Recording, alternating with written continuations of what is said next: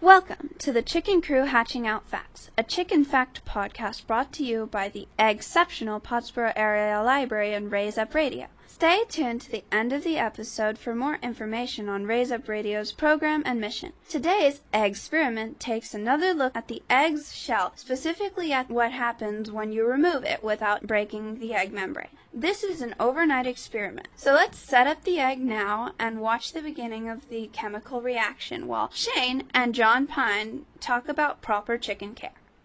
For this egg experiment, you'll need a raw egg, a jar or cup, and some vinegar. Put the egg in the jar and fill the jar with vinegar. Bubbles should start forming on the eggshell. This effect is caused by the acid in the vinegar reacting with the calcium carbonate in the eggshell. The result is carbon dioxide, which is the gas making up the bubbles on the eggshell. Leave the egg in the vinegar for 48 hours, then remove it and rinse it off. The outer shell should be gone, leaving only a thin membrane surrounding the egg white and yolk. The egg should feel rubbery, and you can investigate it further using a flashlight or a magnifying glass. For now, you can watch the carbon dioxide bubbles form on the outside of the egg while we listen to today's Eggspurts. Our expert for this week is John Pine, interviewed by his son, Shane Pine. In case you missed last week's episode, the Pines are an experienced chicken-raising family who are currently raising about 60 chickens, which makes them the perfect source for today's topic, chicken care and keeping.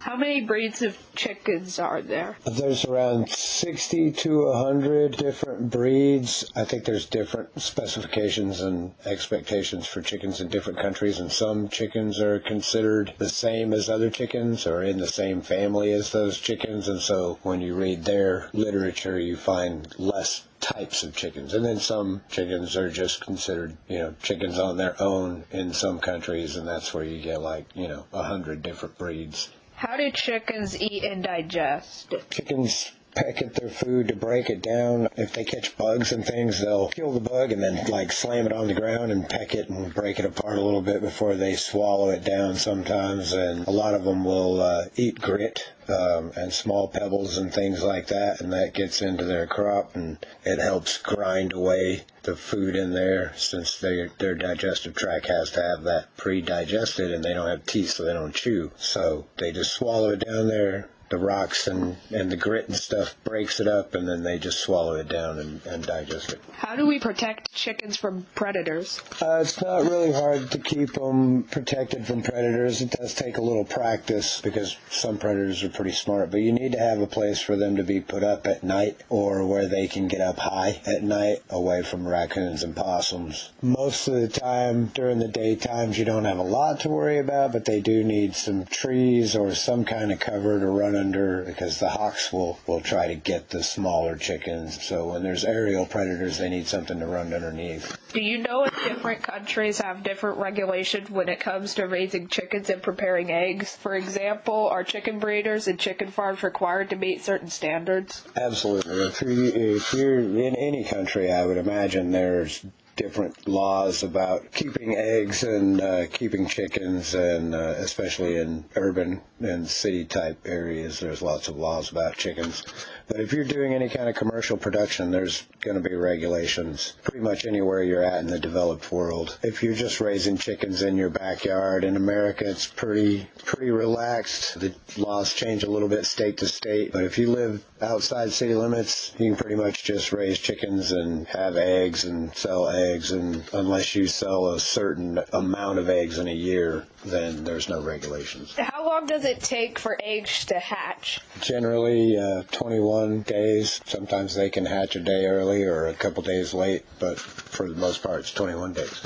How do you spot a sick chicken? Usually they'll be acting slow, unresponsive, like you could walk up to them and they don't really try to run away. Or they may have some liquid coming from the nose and beak area. They tend to sneeze and cough quite a bit when they get sick. Most of the time, you don't really notice it. Usually when a chicken gets sick, I don't know if they just like to go and hide, but you don't really notice it. Generally, they just die on their own, or if you do find them, it's not too hard to get them back on their feet most of the time. What is the most common way a chicken dies? I would say predators. I guess you could say processing them, since we process hundreds of millions of chickens every day in mass-produced facilities. But I think, for the backyard chicken owner, it's going to be mostly predators and probably mostly raccoons and possums. Raccoons are very smart. Possums are just dumb enough to find your chickens, and they will kill them. Owls are a big problem if you don't put your chickens up at night. But that's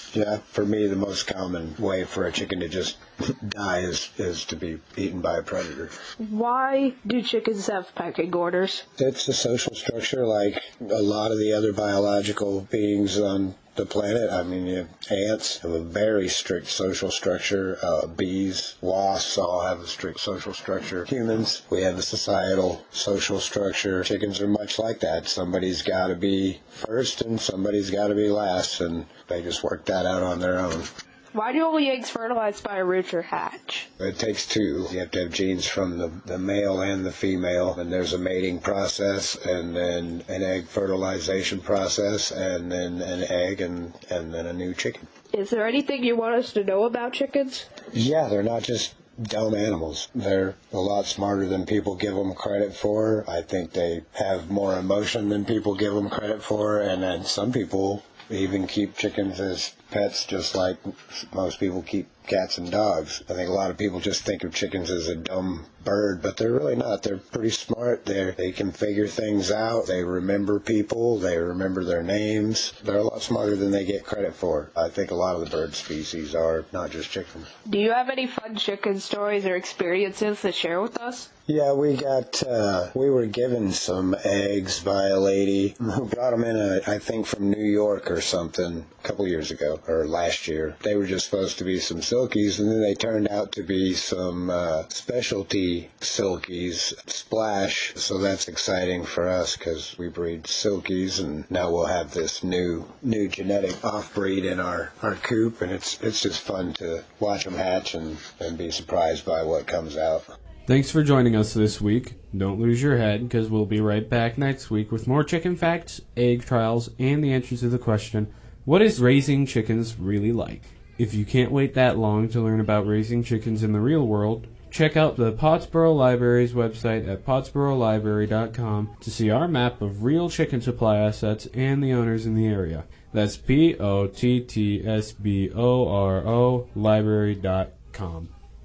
For updates on the Chicken Crew, Hatching Out Facts, and the Pottsboro Library's other programs, projects, and various going-ons, check us out at Pottsboro Library on Facebook and at Pottsboro Lib on Twitter. To keep up to date on Raise Up Radio's project as a whole, follow at RIN Libraries on Twitter. The Chicken Crew, Hatching Out Facts, is part of Raise Up Radio, a program designed to address educational inequities in rural areas to create a new community of practice for library professionals. This program is part of a research study conducted by the University of North Texas and the University of Alabama, made possible in part by the Institute of Museum and Library Services through the IMLS grant number RE250133 OLS 21. For more information on this project and what other libraries are making through it, go to rurl.ci.unt.edu. That's rurl.ci.unt.edu.